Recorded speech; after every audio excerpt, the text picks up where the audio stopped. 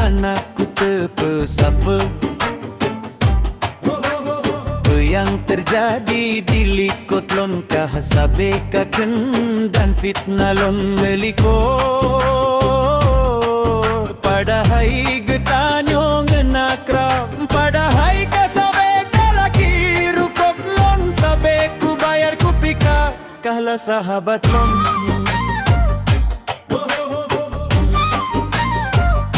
Kala sahabat lon, kala sahabat lon.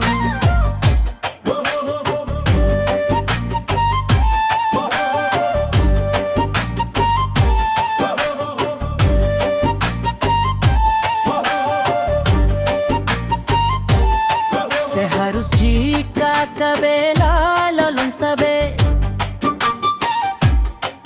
baik sampai getanyo di adu domba. Kakak na jaga lompiku jaga ka baik kasedi pecet karu lego.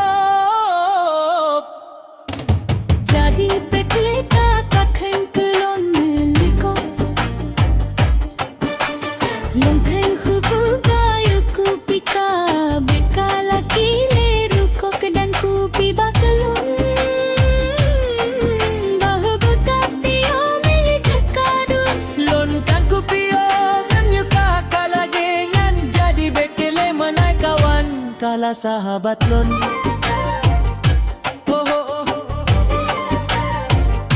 Kala sahabat lon, kala sahabat lon.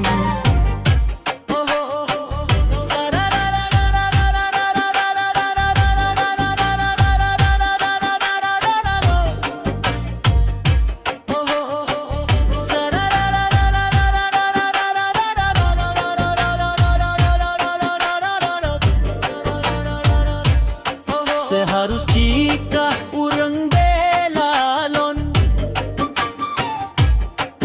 baik sampai kau pecah belah tanyo karena tanyo ngendari ubet baik kasih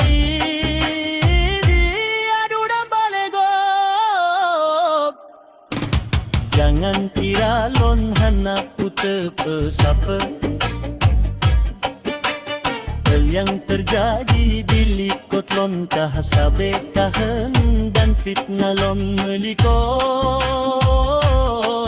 Padahai kita nyongenak raba, padahai kasabe kalaki rukok lon sabe ku bayar ku pika kala sahabat lon.